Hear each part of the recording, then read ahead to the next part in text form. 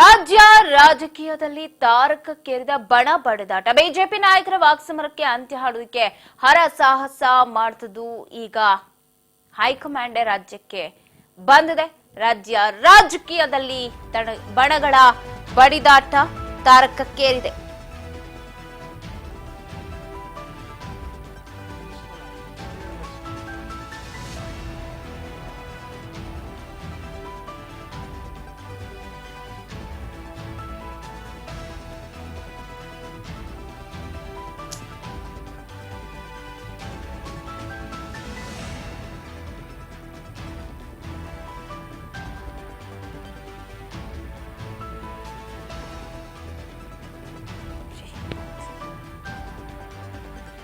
ರಾಜ್ಯ ರಾಜಕೀಯದಲ್ಲಿ ತಾರಕಕ್ಕೇರಿದೆ ಬಣ ಬಡಿದಾಟ.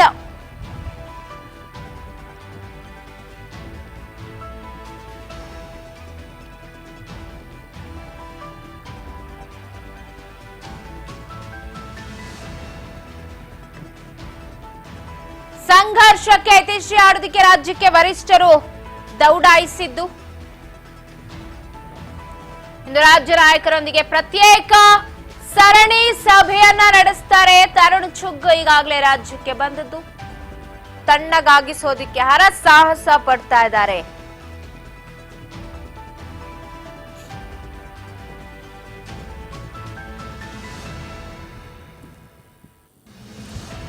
ಸಿಡಿದೆದ್ದಿರುವ ಬಿವೈವಿ ಬಣ ಯತ್ನಾಳ್ ಉಚ್ಚಾಟನೆಗೆ ಪಟ್ಟು. ಸಂಘರ್ಷಕ್ಕೆ ಯತಿಶ್ರೀ ಹಾಡುವುದಕ್ಕೆ ರಾಜ್ಯಕ್ಕೆ ವರಿಷ್ಠರು ದೌಡಾಯಿಸಿದ್ದಾರೆ.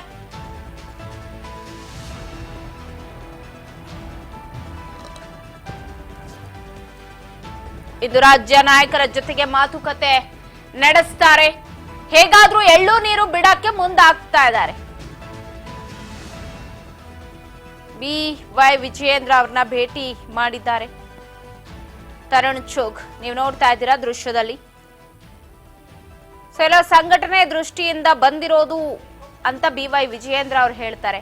ಅಭಿಯಾನ ಆಗಿರ್ಬೋದು, ಜಿಲ್ಲಾ ಮಂಡಳದ ಸದಸ್ಯರ ನೇಮಕ ಆಗಿರ್ಬೋದು, ಹಿನ್ನೆಲೆ ಅವ್ರು ರಾಜ್ಯಕ್ಕೆ ಬಂದಿದ್ದಾರೆ ಅಂತ. ಬಟ್ ಎಲ್ಲೋ ಸಂಘರ್ಷಕ್ಕೆ ಯಥೇಚ್ಛ ಹಾಡೋದಕ್ಕೆ ಬಂದಿದ್ದಾರೆ ಅಂತ ಇನ್ನೊಂದು ಕಡೆ ಹೇಳಲಾಗ್ತಾ ಇದೆ. ಬಣಗಳ ಬಡಿದಾಟದ ತಣ್ಣೀರೆರಚದಿಕ್ಕೆ ಬಂದಿದ್ದು ಯತ್ನಾಳ್ ವಿರುದ್ಧ ನೋಟಿಸ್ ಬೆನ್ನಲ್ಲೇ ರಾಜ್ಯಕ್ಕೆ ಚುಗ್ ಆಗಮಿಸಿದ್ದಾರೆ. ಕೆಲವೇ ಕ್ಷಣಗಳಲ್ಲಿ ಬಿಜೆಪಿಗರೊಂದಿಗೆ ತರುಣ್ ಚುಗ್ ಸಭೆಯನ್ನ ನಡೆಸ್ತಾರೆ. ರಾಷ್ಟ್ರೀಯ ಪ್ರಧಾನ ಕಾರ್ಯದರ್ಶಿ ತರುಣ್ ಚುಗ್ ಭಿನ್ನಮತ ಉಲ್ಬಣ ಬೆನ್ನಲ್ಲೇ ಹೈಕಮಾಂಡ್ ನಾಯಕರ ಎಂಟ್ರಿ ಆಗಿದೆ ರಾಜ್ಯಕ್ಕೆ. ಇಂದಿಡೀ ದಿನ ಎಲ್ಲಾ ನಾಯಕರೊಂದಿಗೆ ಸಮಾಲೋಚನೆಯನ್ನ ನಡೆಸಲಿದ್ದಾರೆ ತರುಣ್ ಚುಗ್. ಬೆಂಗಳೂರಿನ ಮಲ್ಲೇಶ್ವರಂನಲ್ಲಿರೋ ಬಿಜೆಪಿ ಭವನ ಜಗನ್ನಾಥ ಭವನದಲ್ಲಿ ಮಾತುಕತೆ ನಡೆಸ್ತಾರೆ. ಸಭೆ ಬಳಿಕ ದೆಹಲಿ ನಾಯಕರಿಗೆ ವರದಿಯನ್ನ ತರುಣ್ ಚುಗ್ ಸಲ್ಲಿಕೆ ಮಾಡಲಿದ್ದಾರೆ. ಬಹಳ ಡೆವಲಪ್ಮೆಂಟ್ ಆಗ್ತಾ ಇದೆ. ಒಂದು ಕಡೆ ಬಣ ಬಡಿದಾಟ, ಅದಕ್ಕೆ ಹೇಗಾದ್ರೂ ಮಾಡಿ ಎಳ್ಳು ನೀರು ಬಿಡಬೇಕು ಅಂದ್ರೆ ನೋಟಿಸ್ ಕೊಟ್ರು ತಣ್ಣಗಾಗ್ತಾ ಇಲ್ಲ, ದೆಹಲಿಗೆ ಹೋಗಿ ಬಂದ್ರು ತಣ್ಣಗಾಗ್ತಾ ಇಲ್ಲ. ಸೊ ಈಗ ಹೈಕಮಾಂಡ್ ರಾಜ್ಯಕ್ಕೆ ಬಂದಿದೆ. ತಣ್ಣಗಾಗಿಸೋದಿಕ್ಕೆ ಇವತ್ತು ಬಿಜೆಪಿ ನಾಯಕರುಗಳೊಂದಿಗೆ ಸಭೆಯನ್ನ ನಡೆಸ್ತಾರೆ. ಕೆಲವೇ ಕ್ಷಣಗಳಲ್ಲಿ ತರುಣ್ ಚುಗ್ ಈಗಾಗಲೇ ವಿಜಯೇಂದ್ರ ಅವ್ರನ್ನ ಕೂಡ ಭೇಟಿಯಾಗಿದ್ದಾರೆ. ಸಭೆಯನ್ನ ನಡೆಸ್ತಾರೆ. ಸಭೆಯಾದ ಬಳಿಕ ಆ ವರದಿ, ಆ ಸಭೆಯಲ್ಲಿ ಏನೆಲ್ಲ ವರದಿ ಬಂತಲ್ಲ ಅದನ್ನ ಹೈಕಮಾಂಡ್ಗೆ ರವಾನೆ ಮಾಡ್ತಾರೆ. ಬಿಜೆಪಿ ರಾಷ್ಟ್ರೀಯ ಪ್ರಧಾನ ಕಾರ್ಯಾಧ್ಯಕ್ಷರು ತರುಣ್ ಚುಗ್ ಕೆಲವೇ ಕ್ಷಣಗಳಲ್ಲೇ ಬಿಜೆಪಿ ನಾಯಕರ ಜೊತೆಗೆ ಸಭೆಯನ್ನ ನಡೆಸ್ತಾರೆ. ಸೊ ಹೇಗಾದ್ರೂ ಮಾಡಿ ಸಂಘರ್ಷಕ್ಕೆ ಇತಿಶ್ರೀ ಹಾಡಬೇಕು ಅಂತ. ಬಟ್ ಈ ಬಣ ತುಂಬಾ ರಫ್ ಆಗೇ ಆಗಿದೆ. ಒಂದ್ ಕಡೆ ಅವ್ರನ್ನ ಕಂಡ್ರೆ ಇವ್ರಿಗಾಗಲ್ಲ, ಇವ್ರ ನಾಯಕತ್ವ ಕಂಡ್ರೆ ಅವ್ರಿಗಾಗಲ್ಲ, ಇವ್ರ ಅಭಿಯಾನಗಳು ನೋಡಿದ್ರೆ ಅವ್ರಿಗಾಗಲ್ಲ.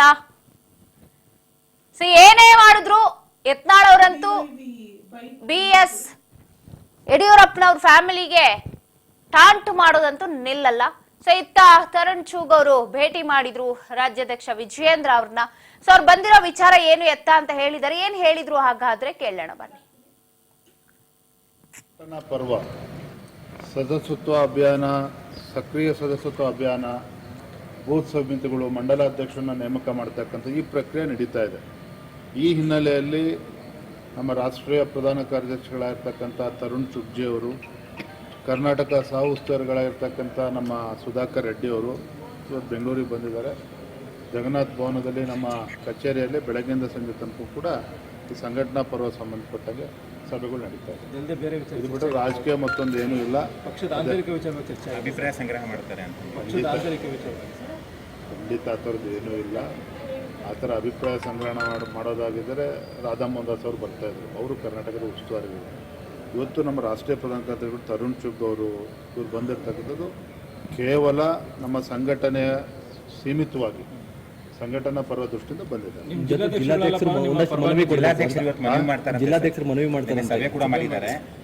ಮನವಿ ಕೊಡೋದಕ್ಕೆ ಇದು ವೇದಿಕೆ ಅಲ್ಲ. ಇದು ಸಂಘಟನಾ ಪರ್ವ ದೃಷ್ಟಿಯಿಂದ ನಡೀತಾ ಇರ್ತಕ್ಕಂಥ ಸಭೆ. ಅವರ ಸಮಸ್ಯೆಗಳು ಅಥವಾ ಅವರ ಅಭಿಪ್ರಾಯಗಳು ಕೊಡ್ತಕ್ಕಂಥ ಕಾರ್ಯಕ್ರಮ ಅಲ್ಲೇ ಅಲ್ಲ. ಇದು ಸಂಘಟನಾ ದೃಷ್ಟಿಯಿಂದ ನಡೀತಾ ಇರ್ತದೆ. ಸಂಘಟನಾ ಪರ್ವ ಸದಸ್ಯತ್ವ ಅಭಿಯಾನ, ಸಕ್ರಿಯ ಸದಸ್ಯತ್ವ ಅಭಿಯಾನ, ಬೂತ್ ಸಮಿತಿಗಳು, ಮಂಡಲ ಬಣ ಬಡಿದಾಟಕ್ಕೆ ಬ್ರೇಕ್ ಹಾಕೋದಕ್ಕೆ ಬಂದಿದ್ದಾರೆ ಅಂದ್ರೆ ಇಲ್ಲಿ ವಿಜಯೇಂದ್ರ ಅವರ ಹೇಳಿಕೆನೆ ಬೇರೆ ಇದೆ. ಭೇಟಿ ಬಳಿಕ ಪ್ರತಿಕ್ರಿಯೆಯನ್ನ ಕೊಟ್ಟಿದ್ದಾರೆ. ರಾಜ್ಯಾಧ್ಯಕ್ಷರು ದೇಶದಾದ್ಯಂತ ಪಕ್ಷದಲ್ಲಿ ಸಂಘಟನೆ ಆಗಬೇಕು, ಆ ಪರ್ವ ನಡೀತಾ ಇದೆ. ಸೊ ಅದಕ್ಕೋಸ್ಕರನೇ ತರುಣ್ ಚುಗ್ ಅವರು ರಾಜ್ಯಕ್ಕೆ ಬಂದಿದ್ದಾರೆ. ಸದಸ್ಯತ್ವ ಅಭಿಯಾನ ಇರಬಹುದು, ಜಿಲ್ಲಾ ಮಂಡಲ ಸದಸ್ಯರ ನೇಮಕ ಆಗಿರ್ಬೋದು, ಎಲ್ಲಾ ವಿಚಾರಗಳನ್ನ ಎಲ್ಲೋ ಕೂತು ಮಾತನಾಡೋದಕ್ಕೆ ಅಂತಲೇ ರಾಜ್ಯಕ್ಕೆ ಬಂದಿರೋದು. ಇಲ್ಲಿ ಯಾವ ಸಂಘರ್ಷ, ನಮ್ಮ ಬಣ ಬಡಿದಾಟ ಇರ್ಬೋದು, ಇದು ಯಾವುದಕ್ಕೂ ಕೂಡ ಅವ್ರು ಬಂದಿರೋದಲ್ಲ. ಇವತ್ತು ಇಡೀ ದಿನ ನಾವು ಬಿಜೆಪಿ ಕಚೇರಿಯಲ್ಲಿ ಮೀಟಿಂಗ್ ಅನ್ನ ಮಾಡ್ತೀವಿ ಅಂತ ಹೇಳಿದರೆ ಗೊತ್ತಿಲ್ಲ ಏನೆಲ್ಲ ಆಗುತ್ತೆ ಬಗ್ಗೆ ಹೆಚ್ಚಿನ ಮಾಹಿತಿಯನ್ನ ಕೊಡ್ತಾ ಹೋಗ್ತಾರೆ ಪ್ರತಿನಿಧಿ ರೇಣುಕಾ. ನ್ಯೂಸ್ ಡೆಸ್ಕ್ ನಿಂದ ಲೈವ್ ನಲ್ಲಿ ಜಾಯಿನ್ ಆಗ್ತಾ ಇದ್ದಾರೆ. ರೇಣುಕಾ, ರಾಷ್ಟ್ರೀಯ ಪ್ರಧಾನ ಕಾರ್ಯದರ್ಶಿ ತರುಣ್ ಚುಗ್ ಅವರು ರಾಜ್ಯಕ್ಕೆ ಆಗಮಿಸಿದ್ದಾರೆ.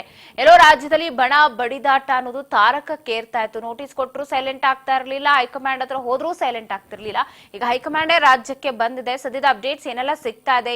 ನಿಜಕ್ಕೂ ತರುಣ್ ಚುಗ್ ಅವರ ಭೇಟಿ ಯಾವ ಉದ್ದೇಶಕ್ಕಾಗಿ, ಏನ್ ಸಿಗ್ತಿದೆ? ಪವಿತ್ರ, ರಾಜ್ಯದಲ್ಲಿ ಏನು ಬಿಜೆಪಿ ನಾಯಕರ ಒಂದು ಬೀದಿ ಜಗಳ ಈಗಾಗಲೇ ಹೈಕಮಾಂಡ್ ನಾಯಕರಿಗೂ ಗಮನಕ್ಕೂ ಕೂಡ ಬಂದಿರುವಂತದ್ದು. ಅದೇ ವಿಚಾರಕ್ಕೂ ಕೂಡ ಈಗಾಗಲೇ ಹೈಕಮಾಂಡ್ ನಾಯಕರಾದಂತಹ ತರುಣ್ ಚುಗ್ ಅವರು, ರಾಷ್ಟ್ರೀಯ ಪ್ರಧಾನ ಕಾರ್ಯದರ್ಶಿಯಾದಂತಹ ತರುಣ್ ಚುಗ್ ಅವರು ಕೂಡ ಏನು ಈಗಾಗಲೇ ರಾಜ್ಯಕ್ಕೆ ಎಂಟ್ರಿಯನ್ನು ಕೂಡ ಕೊಟ್ಟಿರುವಂತದ್ದು. ಈಗ ಇಂದಿನಿಂದ ಈಗಲಿಂದ ಇನ್ನೇನು ಕೆಲವೇ ಕ್ಷಣಗಳಲ್ಲೂ ಕೂಡ ಈ ಒಂದು ಸಭೆ ಕೂಡ ಆರಂಭವಾಗುತ್ತೆ. ಬೆಳಗ್ಗೆಯಿಂದಲೂ ಕೂಡ ಸಂಜೆಯವರೆಗೂ ಕೂಡ ರಾಜ್ಯ ಬಿಜೆಪಿ ನಾಯಕರೊಂದಿಗೆ ಈಗಾಗಲೇ ತರುಣ್ ಚುಗ್ ಅವರು ಸಭೆ ಮಾಡ್ತಾರೆ ಅನ್ನೋಂಥ ಮಾಹಿತಿ ಈಗಾಗಲೇ ಸಿಗ್ತಾ ಇದೆ. ಇನ್ನು ತರುಣ್ ಚುಗ್ ಅವರು ಬೆಂಗಳೂರಿಗೆ ಆಗಮಿಸುತ್ತಿದ್ದಂತೆ ರಾಜ್ಯಾಧ್ಯಕ್ಷರಾದಂತಹ ವಿಜಯೇಂದ್ರ ಅವರು ಬೆಳ್ಳಂಬೆಳಗ್ಗೆ ಹೋಗಿ ಅವರ ಒಂದು ಭೇಟಿಯನ್ನು ಕೂಡ ಮಾಡಿದ್ದಾರೆ. ಭೇಟಿಯ ಸಂದರ್ಭದಲ್ಲೂ ಕೂಡ ಒಂದಿಷ್ಟು ವಿಷಯಗಳ ಬಗ್ಗೆ ಚರ್ಚೆ ನಡೆಸಿದ್ದಾರೆ ಅಂತ ಕೂಡ ಈಗಾಗಲೇ ಹೇಳಲಾಗ್ತಾ ಇದೆ. ರಾಜ್ಯದಲ್ಲಿ ಸದ್ಯ ನಡೀತಾ ಇರ್ತಕ್ಕಂಥ ಒಂದಿಷ್ಟು ಬೆಳವಣಿಗೆಗಳ ಬಗ್ಗೆ ಇರ್ಬೋದು, ಅಥವಾ ನಾಯಕರ ಒಂದು ಬಡಿದಾಟ ಬಗ್ಗೆ, ಅದರಲ್ಲೂ ಕೂಡ ಪ್ರಮುಖವಾಗಿ ಯತ್ನಾಳ್ ಅವರ ನಡೆಯ ಬಗ್ಗೆ ಕೂಡ ಒಂದಿಷ್ಟು ಕಾಲ ಅವರೊಂದಿಗೆ ಚರ್ಚೆ ಮಾಡಿದ್ದಾರೆ. ಈ ವಿಚಾರಕ್ಕೆ ನೀವು ರಾಜ್ಯದಿಂದಲೇ ಒಂದು ಸೂಕ್ತವಾದಂತಹ ಸಂದೇಶವನ್ನು ರವಾನೆ ಮಾಡಬೇಕು. ಯಾರೆಲ್ಲ ಪಕ್ಷದಿಂದ ಈ ರೀತಿಯಾದಂತಹ ಪಕ್ಷ ವಿರೋಧಿ ಚಟುವಟಿಕೆಗಳನ್ನು ಮಾಡ್ತಾ ಇದ್ದಾರೆ ಅಂತವ್ರಿಗೆ ಒಂದು ಖಡಕ್ ಆದ ಒಂದು ಎಚ್ಚರಿಕೆಯನ್ನು ಈ ಮೂಲಕ ನೀವು ಕೊಡಲೇಬೇಕು ಅನ್ನೋ ಒಂದು ಮನವಿಯನ್ನು ಕೂಡ ಈಗಾಗಲೇ ನಾಯಕರೊಂದಿಗೆ ಮಾಡ್ಕೊಂಡಿದ್ದಾರೆ ಅನ್ನೋದ್ರ ಬಗ್ಗೆ ಕೂಡ ಈಗಾಗಲೇ ಮಾಹಿತಿ ಸಿಗ್ತಾ ಇದೆ. ಇನ್ನೇನು ಕೆಲವೇ ಕ್ಷಣಗಳಲ್ಲೂ ಕೂಡ ಬೆಂಗಳೂರಿನ ಏನು ಬಿಜೆಪಿ ಕಚೇರಿಯಲ್ಲೂ ಕೂಡ ಸಭೆ ಕೂಡ ಆರಂಭ ಆಗುತ್ತೆ. ಈ ಒಂದು ಸಭೆಯಲ್ಲೂ ಕೂಡ ಬಿಜೆಪಿಯಲ್ಲಿ ಇರ್ತಕ್ಕಂಥ ಪ್ರಮುಖ ನಾಯಕರು ಕೂಡ ಭಾಗಿಯಾಗ್ತಾ ಇದ್ದಾರೆ. ಅದರಲ್ಲೂ ಕೂಡ ವಿಜಯೇಂದ್ರ ಅವರು ಕೂಡ ಭಾಗಿಯಾಗಲಿದ್ದಾರೆ. ವಿಪಕ್ಷ ನಾಯಕ ಆರ್ ಅಶೋಕ್ ಅವರು ಕೂಡ ಈ ಒಂದು ಸಭೆಯಲ್ಲಿ ಇರ್ತಾರೆ. ಜೊತೆಗೇನೆ ಏನು ಬೆಳಗ್ಗೆಯಿಂದ ಮಧ್ಯಾಹ್ನದವರೆಗೂ ಜಿಲ್ಲಾಧ್ಯಕ್ಷರು ಇರ್ಬೋದು, ಶಾಸಕರು ಇರ್ಬೋದು, ಮಾಜಿ ಶಾಸಕರು ಸೇರಿದಂತೆ ಒಂದಿಷ್ಟು ಹಿರಿಯ ಮುಖಂಡರೊಂದಿಗೂ ಕೂಡ ಈಗಾಗಲೇ ಸಭೆಯನ್ನು ಕೂಡ ನಡೆಸಬೇಕು ಅಂತೇಳಿ ತೀರ್ಮಾನ ಮಾಡಿರುವಂತದ್ದು. ಅದಾದ ನಂತರ ಏನು ಮಧ್ಯಾಹ್ನದ ಬಳಿಕ ಈಗಾಗಲೇ ಮಾಜಿ ಸಿಎಂ ಆದಂತಹ ಯಡಿಯೂರಪ್ಪನವರು ಕೂಡ ಏನು ತಮ್ಮ ಭೇಟಿಗೆ ಈಗಾಗಲೇ ಸಮಯವನ್ನು ಕೂಡ ಕೇಳಿದ್ದಾರೆ. ಅವರೊಟ್ಟಿಗೆ ಪ್ರತ್ಯೇಕವಾದಂತಹ ಒಂದು ಚರ್ಚೆಗೆ ಕೂಡ ಅವರು ಸಮಯವನ್ನು ಕೂಡ ಕೇಳಿರುವಂತದ್ದು. ಹಾಗಾಗಿ ತಮ್ಮ ಪುತ್ರನ ಒಂದು ಸ್ಥಾನವನ್ನು ಕೂಡ ಈಗ ಭದ್ರ ಮಾಡುವ ಒಂದು ಪರಿಸ್ಥಿತಿ ಮಾಜಿ ಸಿಎಂ ಆದಂತಹ ಯಡಿಯೂರಪ್ಪನವ್ರಿಗೂ ಕೂಡ ಎದುರಾಗಿರುವಂತದ್ದು. ಆ ಒಂದು ವಿಚಾರವನ್ನು ಕೂಡ ಮುಂದಿಟ್ಕೊಂಡು ಸೂಕ್ತವಾದ ಒಂದು ಕ್ರಮವನ್ನು ಜರುಗಿಸಬೇಕು. ಈ ವಿರುದ್ಧವಾಗಿ ಯಾರೆಲ್ಲ ಹೇಳಿಕೆಗಳನ್ನು ಕೊಡ್ತಾ ಇದ್ದಾರೆ, ನಮ್ಮ ವಿರುದ್ಧ ಮತ್ತೆ ನಮ್ಮ ಕುಟುಂಬದ ವಿರುದ್ಧ ಬಹಿರಂಗವಾಗಿನೇ ಈ ರೀತಿಯಾದಂತಹ ಹೇಳಿಕೆ ಕೊಡೋದ್ರಿಂದ ಪಕ್ಷಕ್ಕೂ ಸಾಕಷ್ಟು ಡ್ಯಾಮೇಜ್ ಆಗುತ್ತೆ. ಹಾಗಾಗಿ ನೀವು ಕೂಡ ಈ ವಿಚಾರವನ್ನು ಗಂಭೀರವಾಗಿ ಪರಿಗಣಿಸಬೇಕು ಅನ್ನೋ ಒಂದು ವಿಚಾರವನ್ನು ಕೂಡ ಇಂದಿನ ಒಂದು ಹೈಕಮಾಂಡ್ ನಾಯಕರ ಮುಂದೆ ಇಡುವ ಸಾಧ್ಯತೆಗಳು ಕೂಡ ಸಾಕಷ್ಟಿದೆ. ಇನ್ನು ಯತ್ನಾಳ್ ವಿಚಾರಕ್ಕೆ ಬಂದರೂ ಕೂಡ ಯತ್ನಾಳ್ಗೆ ಸಾಕಷ್ಟು ಬಾರಿ ಈ ಹಿಂದೆಯೂ ಕೂಡ ರಾಜ್ಯದಲ್ಲಿ ಇರ್ತಕ್ಕಂಥ ನಾಯಕರು ಕೂಡ ಸಾಕಷ್ಟು ಬಾರಿ ಒಂದು ಎಚ್ಚರಿಕೆಯನ್ನು ಕೊಟ್ಟಿದ್ರು, ಮನವಿಯನ್ನು ಕೂಡ ಮಾಡ್ಕೊಂಡಿದ್ರು. ವಿಜಯೇಂದ್ರ ಅವರು ಕೂಡ ಪದೇ ಪದೇ ಒಂದು ಮನವಿಯನ್ನು ಕೂಡ ಮಾಡ್ಕೊಂಡಿದ್ರು. ರಾಜ್ಯಾಧ್ಯಕ್ಷನಾಗಿ ನಾನು ಹೇಳ್ತೇನೆ, ಈ ರೀತಿಯಾದಂತಹ ತಮ್ಮ ವೈಯಕ್ತಿಕ ಹಿತಾಸಕ್ತಿ ಬೆಳೆಸ್ಕೊಳ್ಳುವ ಒಂದು ಪ್ರವೃತ್ತಿ ಬಿಟ್ಟು ಪಕ್ಷದ ಅಡಿಯಲ್ಲಿ ಕೆಲಸ ಮಾಡಿ ಅಂತೇಳಿ ಸಾಕಷ್ಟು ಬಾರಿ ಎಚ್ಚರಿಕೆಯನ್ನು ಕೂಡ ಕೊಟ್ಟಿದ್ರು. ಆದ್ರೂ ಕೂಡ ಯತ್ನಾಳ್ ಅವರು ಯಾವುದೇ ರೀತಿಯಾದಂತಹ ರಿಯಾಕ್ಟ್ ಮಾಡಿಲ್ಲ. ಹೈಕಮಾಂಡ್ ನಾಯಕರು ಕೂಡ ನಿನ್ನೆ ಶೋಕಾಸ್ ನೋಟಿಸ್ ಅನ್ನು ಕೂಡ ಕೊಟ್ಟಿದ್ದಾರೆ. ಆ ಒಂದು ನೋಟಿಸ್ ಅನ್ನು ಕೂಡ ಈಗಾಗಲೇ ಯತ್ನಾಳ್ ಅವರು ತಳ್ಳಿ ಹಾಕಿರುವಂತದ್ದು. ಇದೊಂದು ಫೇಕ್ ನೋಟಿಸ್ ಅಂತೇಳಿ ಕೂಡ ಈಗಾಗಲೇ ಅವರು ಕೂಡ ಹೇಳ್ತಾ ಇದ್ದಾರೆ, ನನಗೆ ಯಾವುದೇ ರೀತಿಯಾದಂತಹ ಅಧಿಕೃತ ನೋಟಿಸ್ ಸಿಕ್ಕಿಲ್ಲ ಅಂತೇಳಿ. ಹಾಗಾಗಿ ಸದ್ಯ ಏನು ಈಗ ರಾಜ್ಯದಲ್ಲಿ ಹೈಕಮಾಂಡ್ ನಾಯಕರೇ ಇರೋದ್ರಿಂದ ಇವರಿಂದಲೇ ನೇರವಾಗಿನೂ ಯತ್ನಾಳ್ಗೆ ಒಂದು ಖಡಕ್ ಆದ ಒಂದು ಎಚ್ಚರಿಕೆಯನ್ನು ಕೂಡ ಕೊಡಬೇಕು ಅನ್ನೋದ್ರ ಬಗ್ಗೆ ಕೂಡ ಇಂದಿನ ಒಂದು ಸಭೆಯಲ್ಲಿ ಕೂಡ ಸಾಕಷ್ಟು ಚರ್ಚೆ ಆಗುವ ಸಾಧ್ಯತೆಗಳು ಕೂಡ ಇದೆ ಪವಿತ್ರ. ಇನ್ನು ಪ್ರಮುಖವಾಗಿ ಏನಿತ್ತ ಯತ್ನಾಳ್ ಅಂಡ್ ಟೀಮ್ ಒಂದು ಈ ಕಡೆ ವಾಗ್ದಾಳಿಯನ್ನು ನಡೆಸ್ತಾ ಇದೆ, ಇತ್ತ ವಿಜಯೇಂದ್ರ ಅಂಡ್ ಟೀಮ್ ಕೂಡ ಏನು ಪರಸ್ಪರವಾಗಿ ಒಬ್ರಿಗೊಬ್ರು ವಾಗ್ದಾಳಿಯನ್ನು ಕೂಡ ನಡೆಸ್ಕೊತಾ ಇದ್ದಾರೆ.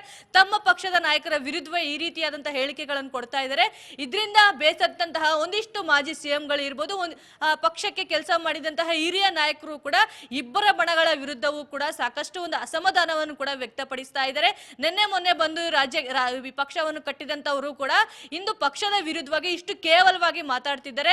ನಾವು ಹಿಂದಿನಿಂದಲೂ ಕೂಡ ಈ ಒಂದು ಪಕ್ಷವನ್ನು ಕಟ್ಕೊಂಡು ಬಂದಿದ್ದೀವಿ, ಪಕ್ಷವನ್ನು ಸಂಘಟನೆ ಮಾಡ್ಕೊಂಡು ಬಂದಿದ್ದೀವಿ. ಆದ್ರೆ ಈ ರೀತಿಯಾದಂತಹ ವರ್ತನೆಯಿಂದ ಪಕ್ಷಕ್ಕೂ ಕೂಡ ಸಾಕಷ್ಟು ಡ್ಯಾಮೇಜ್ ಆಗುವ ಸ್ಥಿತಿ ಉಂಟಾಗಿದೆ ಅನ್ನುವಂತ ಬೇಸರವನ್ನು ಕೂಡ ಈಗಾಗಲೇ ಹಿರಿಯ ಮುಖಂಡರು ಕೂಡ ವ್ಯಕ್ತಪಡಿಸಿರುವಂತದ್ದು.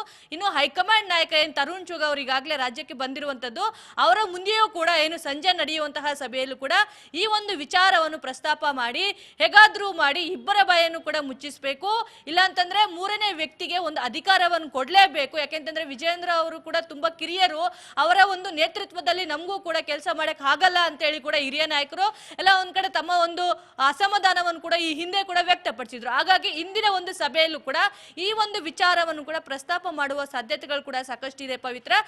ಇಬ್ಬರ ಒಂದು ಜಗಳದಲ್ಲಿ ಮೂರನೇ ಅವರಿಗೆ ಲಾಭ ಸಿಗುತ್ತಾ ಅನ್ನೋದ್ರ ಕುತೂಹಲ ಕೂಡ ಈಗಾಗಲೇ ಹೆಚ್ಚಾಗಿರುವಂತದ್ದು. ಇನ್ನು ಇಂದು ಸಭೆ ನಡೆಸಿದ ನಂತರ ಏನು ರಾಜ್ಯದಲ್ಲಿ ಸಂಗ್ರಹವಾದಂತಹ ವರದಿಯನ್ನು ಕೂಡ ಹೈಕಮಾಂಡ್ ನಾಯಕರ ಮಟ್ಟಕ್ಕೆ ತೆಗೆದುಕೊಂಡು ಹೋಗಿ ಅಲ್ಲಿ ಹೈಕಮಾಂಡ್ ನಾಯಕರ ಮುಂದಿಟ್ಟು ಯಾವ ರೀತಿಯಾದಂತಹ ಈ ಒಂದು ವಿಚಾರಗಳಿಗೆ, ಈ ಒಂದು ಬಣ ಬಡಿದಾಟಕ್ಕೆ ಬ್ರೇಕ್ ಹಾಕಬೇಕು ಅನ್ನೋದ್ರ ಬಗ್ಗೆ ಕೂಡ ಹೈಕಮಾಂಡ್ ನಾಯಕರ ಮಟ್ಟದಲ್ಲಿ ಮತ್ತೊಮ್ಮೆ ಚರ್ಚೆ ನಡೆಸುವ ಸಾಧ್ಯತೆಗಳು ಕೂಡ ಸಾಕಷ್ಟಿವೆ ಪವಿತ್ರ. ಈಗಾಗಲೇ ವಿಜಯೇಂದ್ರ ಅವ್ರನ್ನ ಭೇಟಿ ಆಗಿದ್ರು. ನೀವು ಹೇಳಿದ್ರಿ ಇಲ್ಲಿ ಸಂಘರ್ಷಕ್ಕೆ ಇತಿಶ್ರೀ ಆಡೋದಿಕ್ಕೆ ಅಥವಾ ಈ ಬಣ ಬಡಿದಾಟವನ್ನ ಹೇಗಾದ್ರೂ ಮಾಡಿ ನಿಲ್ಸೋದಿಕ್ಕೆ ಒಂದು ಪ್ರಯತ್ನ ನಡೀತಾ ಇದೆ ಅಂತ. ಬಟ್ ಇಲ್ಲಿ ವಿಜಯೇಂದ್ರ ಅವರು ಹೇಳ್ತಾರೆ ದೇಶದಾದ್ಯಂತ ಸಂಘಟನೆ ವಿಚಾರಕ್ಕೆ ಚುಗ್ ಅವರು ಬಂದಿರೋದು ಅನ್ನುವಂತಹ ವಿಚಾರ ಹೇಳ್ತಾರೆ. ಇನ್ನೊಂದು ಕಡೆ ಯತ್ನಾಳ್ ಅವರು ಉಚ್ಚಾಟನೆ ಆಗ್ಲೇಬೇಕು ಅಂತ ಪಟ್ಟು ಹಿಡಿದಿದ್ದಾರೆ. ಅದೆಲ್ಲವನ್ನ ನೋಡ್ತಾ ಹೋದ್ರೆ ಈಗ ಬಣ ಅಂತ ನಮಗೆ ಗೊತ್ತಾಗಿದ್ದೆ ಈಗ ವಕ್ಫ್ ವಿಚಾರದಲ್ಲಿ ಹೋರಾಟ ಮಾಡಿದಂತ ಸಂದರ್ಭದಲ್ಲಿ. ಸೊ ಉತ್ತರ ಕರ್ನಾಟಕ ಭಾಗದಲ್ಲಿ ಮೊದಲ ಹಂತದಲ್ಲಿ ಸ್ಟಾರ್ಟ್ ಮಾಡಿದ್ರು, ಈಗ ಅಲ್ಲಿಗೆ ಅದು ಮುಕ್ತಾಯ ಆಗತ್ತಾ ಅಥವಾ ನಾವ್ ಯಾವ್ದಕ್ಕೂ ಕೇರ್ ಮಾಡಲ್ಲ ಅಂತ ಹೇಳಿ ಮುಂದುವರಿಸ್ತಾರ ಯತ್ನಾಳ್ ಅಂಡ್ ಟೀಮ್, ಏನಾಗಬಹುದು ಅಂತ ಆ ವಿಚಾರದಲ್ಲಿ? ಪವಿತ್ರ ಏನು ಈಗಾಗಲೇ ಹೈಕಮಾಂಡ್ ನಾಯಕರು ಹೇಳಿರುವಂತೆ ಈ ವಕ್ಫ್ ಬೋರ್ಡ್ ವಿಚಾರಕ್ಕೆ ಪ್ರತ್ಯೇಕ ಹೋರಾಟ ಬೇಡ, ಪಕ್ಷದ ಅಡಿಯಲ್ಲಿ ಹೋರಾಟ ಮಾಡಬೇಕು ಅಂತ ಹೇಳಿ ಕೂಡ ಈಗಾಗಲೇ ಇಬ್ಬರಿಗೂ ಕೂಡ ಎಚ್ಚರಿಕೆಯನ್ನು ಕೂಡ ಕೊಟ್ಟಿರುವಂತದ್ದು. ಇತ್ತ ಯತ್ನಾಳ್ ಅವರು ಕೂಡ ಯಾವುದೇ ಕಾರಣಕ್ಕೂ ಕೂಡ ನಾವು ಮುಂದೆ ಇಟ್ಟ ಹೆಜ್ಜೆಯನ್ನು ಹಿಂದೆ ಇಡೋ ಸಾಧ್ಯನೇ ಇಲ್ಲ ಅಂತೇಳಿ ಅವರೇ ಸ್ವತಃ ಹೇಳ್ತಾ ಇದ್ದಾರೆ. ನಿನ್ನೆಯೂ ಕೂಡ ಏನ್ ದೆಹಲಿಯಲ್ಲಿ ಹೈಕಮಾಂಡ್ ನಾಯಕರ ಭೇಟಿಗೂ ಕೂಡ ಸಮಯವನ್ನು ಕೂಡ ಕೇಳಿದ್ರು, ಆದ್ರೂ ಕೂಡ ಅವರಿಗೆ ಒಂದಿಷ್ಟು ಕಾಲಾವಕಾಶ ಬೇಕಾಯಿತು, ಸಮಯ ಇನ್ನು ಸಿಕ್ಕಿರ್ಲಿಲ್ಲ. ಸದ್ಯ ಈಗ ಯತ್ನಾಳ್ ಅಂಡ್ ಟೀಮ್ ಅವರು ಕೂಡ ದೆಹಲಿಯಲ್ಲೇ ಬೀಡು ಬಿಟ್ಟಿರುವಂತದ್ದು. ಹಾಗಾಗಿ ದೆಹಲಿಯ ನಾಯಕರೊಟ್ಟಿಗೆ ಮಾತುಕತೆ ಮಾಡಿ ಏನು ಇದೇ ತಿಂಗಳು ಡಿಸೆಂಬರ್ 10ರಂದು ದಾವಣಗೆರೆಯಲ್ಲಿ ಒಂದು ಬೃಹತ್ ಆದ ಸಮಾವೇಶ ಮಾಡಿ ಯತ್ನಾಳ್ ಅಂಡ್ ಟೀಮ್ಗೂ ಕೂಡ ಜನ ಬೆಂಬಲ ಇದೆ, ಕಾರ್ಯಕರ್ತರ ಬೆಂಬಲ ಇದೆ, ನಾವು ಕೂಡ ಸಮರ್ಥರಿದ್ದೇವೆ ಅಂತೇಳಿ ತೋರಿಸ್ಕೋಬೇಕಂತೇಳಿ ಈಗಾಗಲೇ ಅವರು ಒಂದು ಸಮಾವೇಶಕ್ಕೂ ಕೂಡ ಪ್ಲಾನ್ ಮಾಡಿರುವಂತದ್ದು. ಆ ಒಂದು ಸಮಾವೇಶಕ್ಕೆ ಟಕ್ಕರ್ ಕೊಡುವ ಒಂದು ನಿಟ್ಟಿನಲ್ಲೂ ಕೂಡ ವಿಜಯೇಂದ್ರ ಅಂಡ್ ಟೀಮ್ ಅವರು ಕೂಡ ಈಗಾಗಲೇ ಈ ಒಂದು ಸಮಾವೇಶವನ್ನು ಕೂಡ ಮಾಡಬೇಕು ಅಂತೇಳಿ ಕೂಡ ಅದೇ ಒಂದು ದಾವಣಗೆರೆಯಲ್ಲೇ ಈ ಒಂದು ಸಮಾವೇಶ ಮಾಡಬೇಕು ಅಂತೇಳಿ ಕೂಡ ಎಲ್ಲಾ ರೀತಿಯಾದಂತಹ ತಯಾರಿಗಳನ್ನು ಕೂಡ ಈಗಾಗಲೇ ಮಾಡ್ಕೊಂಡಿರುವಂತದ್ದು. ಆ ಒಂದು ವಿಚಾರವನ್ನು ಕೂಡ ಏನು ಇಂದು ತರುಣ್ ಚುಗ್ ಅವರ ಮುಂದೆ ಪ್ರಸ್ತಾಪ ಮಾಡುವ ಸಾಧ್ಯತೆಗಳು ಕೂಡ ಸಾಕಷ್ಟಿದೆ. ಈ ಒಂದು ಸಮಾವೇಶದ ಮೂಲಕ ರಾಜ್ಯದಲ್ಲಿ ಯಾವುದೇ ರೀತಿಯಾದಂತಹ ಬಡಿದಾಟ ಇಲ್ಲ, ನಾವು ಒಗ್ಗಟ್ಟಾಗೇ ಇದೀವಿ, ಪಕ್ಷ ಸಂಘಟನೆಯಲ್ಲಿ ಯಾವತ್ತೂ ಕೂಡ ಬಿಜೆಪಿಯ ರಾಜ್ಯ ನಾಯಕರು ಮುಂದಾಗಿರ್ತಾರೆ ಅನ್ನೋ ಒಂದು ವಿಚಾರವನ್ನು ಹೈಕಮಾಂಡ್ ನಾಯಕರಿಗೆ ರವಾನಿಸುವ ಒಂದು ನಿಟ್ಟಿನಲ್ಲಿ ಈ ಒಂದು ಸಮಾವೇಶವನ್ನು ಕೂಡ ಮಾಡಬೇಕು ಅಂತೇಳಿ ಈಗಾಗಲೇ ತೀರ್ಮಾನ ಮಾಡಿರುವಂತದ್ದು. ಹೇಳಿರುವಂತದ್ದು. ಇಂದಿನ ಸಭೆಯಲ್ಲಿ ಪಕ್ಷ ಸಂಘಟನೆ ಕಾರ್ಯ ಬಗ್ಗೆ ಕೂಡ ಒಂದಿಷ್ಟು ಕಾಲ ಚರ್ಚೆಯಾಗುವ ಸಾಧ್ಯತೆಗಳು ಕೂಡ ಸಾಕಷ್ಟಿದೆ. ಪವಿತ್ರ, ಎಸ್ ರೇಣುಕಾ, ಎಷ್ಟೊತ್ತಿಗೆ ಮೀಟಿಂಗ್ ಆರಂಭವಾಗುತ್ತೆ? ಜೊತೆಗೆ ಈ ಮೀಟಿಂಗ್ ಇವತ್ತು ಇಡೀ ದಿನ ಇರತ್ತೆ ಅಂತ ಹೇಳ್ತಾ ಇದ್ರು ವಿಜಯೇಂದ್ರ ಅವರು. ಸೊ ಈಗ ಏನು ರೆಬಲ್ಸ್ ಇದಾರಲ್ಲ ಅವರೆಲ್ಲರೂ ಕೂಡ ಈ ಮೀಟಿಂಗ್ ಅಲ್ಲಿ ಪಾಲ್ಗೊಳ್ತಾರಾ ಹೇಗೆ ಅಂತ? ಪವಿತ್ರ, ಇನ್ನೇನು ಕೆಲವೇ ಕ್ಷಣಗಳಲ್ಲಿ ಮಲ್ಲೇಶ್ವರಂನ ಬಿಜೆಪಿ ಕಚೇರಿಯಲ್ಲಿ ಈ ಒಂದು ಸಭೆ ಆರಂಭ ಆಗುತ್ತೆ. ಈ ಒಂದು ಸಭೆಗೆ ಶಾಸಕರು ಮತ್ತೆ ಜಿಲ್ಲಾಧ್ಯಕ್ಷರು ಸೇರಿದಂತೆ ಒಂದಿಷ್ಟು ಪದಾಧಿಕಾರಿಗಳಿಗೂ ಕೂಡ ಈಗಾಗಲೇ ಆಹ್ವಾನವನ್ನು ಕೂಡ ಕೊಟ್ಟಿರುವಂತದ್ದು.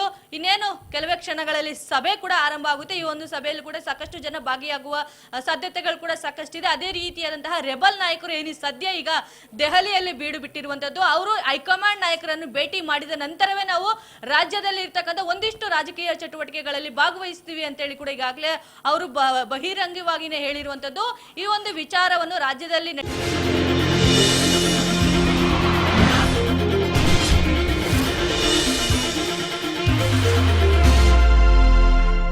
ದಾಖಲೆಗಳಿದಾವೆ. ಆ ಒಂದು ದಾಖಲೆಗಳನ್ನು ಕೂಡ ಹೈಕಮಾಂಡ್ ನಾಯಕರಿಗೆ ಕೊಡ್ತೀನಿ ಅನ್ನೋ ಒಂದು ವಿಚಾರವನ್ನು ಕೂಡ ಈಗಾಗಲೇ ಯತ್ನಾಳ್ ಅವರು ಹೇಳಿರುವಂತದ್ದು.